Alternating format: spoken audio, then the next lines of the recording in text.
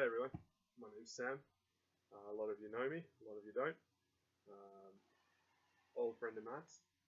I live in Canada, so that's why I couldn't be there today. Got to know Matt in 2000.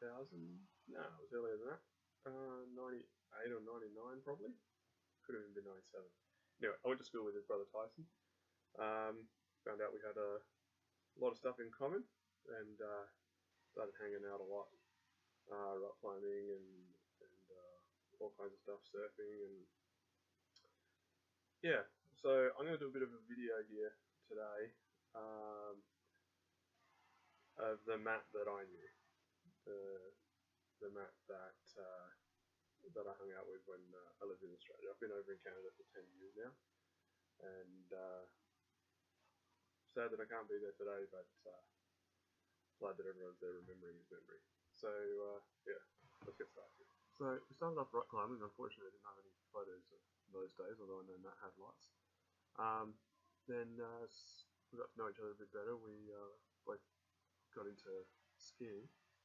We started from a ski trip in 2004, Mount Barker High School and Eastern Florida, Strathalbyn High School. Matt was a very good skier, but he liked the perception of his skiing to be a little better than it actually was. So how about we take a look at some photos of Matt that show, well, see for yourself. This is the Breakfast of Champions, and now this is Matt, the way he liked to be perceived.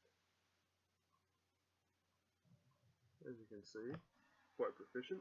Steve watching on, but the perception of how good a skier he was quickly tarnished by the reality. Shall we see some video? Yeah, let's watch some videos of Matt. Now bear in mind that this was 2004. 1080p barely existed then, and this camera was not really equipped to take video. So the audio is terrible, so I'm going to talk over it. But this is what we're doing.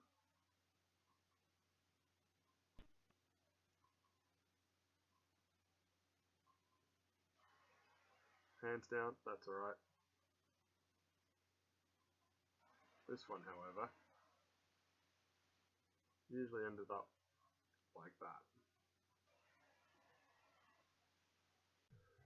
Just to keep things even, there's me.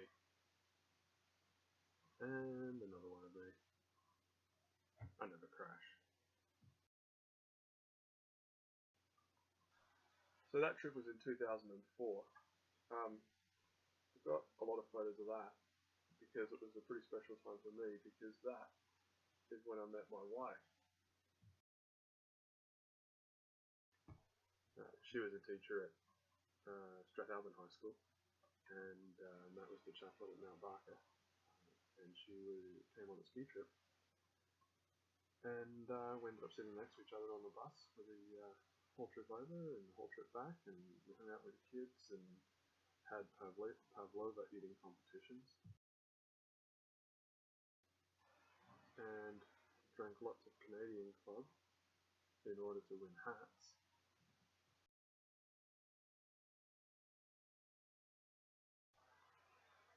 So Matt was really the only person who knew both of us before we met, although he barely knew my wife. But he was always a big supporter of us. So much so that when we came back to Australia in 2007, he actually married us, albeit for the second time, in front of all our family and friends in Australia. We've been living in Canada and had gotten married officially in Canada, but that was the only person who who came to mind when we decided we were going to have a ceremony in Australia. You can see the scar there from his first surgery. As you can see, Stephanie's fairly excited to have Matt doing the ceremony for us here.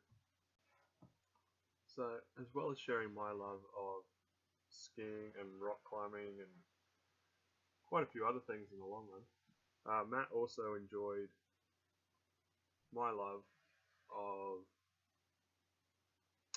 pushing the envelope, for want of a better word. Right, so coming up next, you're going to see what was affectionately referred to as the Beast. This was a Toyota, I think, that I bought off Tyson for a case of beer. Promptly removed everything that I could and replaced the back seat with a couch, and gave it the black and yellow paint job in my mum's shed. The sole purpose of the Beast was to practice our incredible rally driving skills down at Goyder's Reserve near Mylor. You take a look at this photo, you see the other two clowns on the far left had the exact same idea, but unfortunately they didn't have a Beast like we did, and managed to wedge the car underneath a fallen tree, which I think you can see in the actual photo rather than this copy that I have. The flag was very important so you could see it when it went down into the dips or when it got stuck.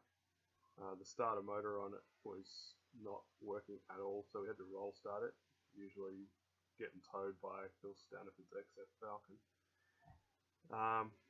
We had a blast. It was a one-shot deal. We were up there, we were there for a few hours, beating it around, until it got to the point where Matt jumped in, and despite the fact that he was doing quite well, and I did actually go for a ride in the lounge, it wasn't that bad despite the fact that it was only being held in by a ratchet strap. I think we had to change drivers a couple of times. To change drivers, you had to rev it as high as you could, jump out, and the new driver had to jump in before the revs dropped too low. Given that it was only rear-wheel drive, there was a lot of tyre spinning and mud flinging and all the rest of it. But Matt took a corner a little bit too hard and popped the tyre right off the rim. And in order to cut weight, in my infinite wisdom, I decided that we wouldn't need to have a spare tyre. So that was the end of that. The Beast went back on the trailer, which returned to my mum's house where I was living, and she quickly called the give you $100 for a car people and got $100, and the Beast went to the crusher. So that was the end of that. In November of 2004, my beautiful girlfriend, now wife, decided she'd throw me a birthday party. The theme of the party was fancy pants. As you can see, Felicity went all out, thanks to the op shop. I'm wearing some crazy pants that I bought at the Royal Adelaide show, I believe. And you'll see Jeff at least put in the effort, wore his firefighting turnout pants, but this guy just decided that jeans were more than enough for him. So this is already longer than I wanted it to be, and there's so much more I could say and show. I'm just going to quickly scroll through a couple of interesting pictures I've got, and then I'm going to wrap it up. So you might think the most interesting thing about this photo is the fact that 3 of the 6 people in the photo are on their phones, or whatever it is that Josh Spy is doing. For me, the most interesting thing is the fact that Jude Baird and Liv Moore are shaking hands across the table. I'm guessing this is the only time that this will happen in recorded history. Emma, that's you causing that bump in your mum's jumper. This was after a super fit gig. There's a lot of sweat there, you just can't fit in a photo. This is Matt being Matt. This was Reinhardt's stag weekend, I believe. Bucks weekend we had. There's all the boys.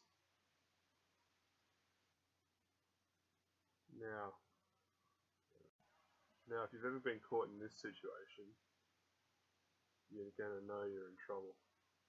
The Spanish Inquisition has nothing on this, and you can see that Matt is very carefully considering his response, because that is an answer you don't want to get wrong. I love these two ladies a lot, but Q&A time is not a lot of fun. And this?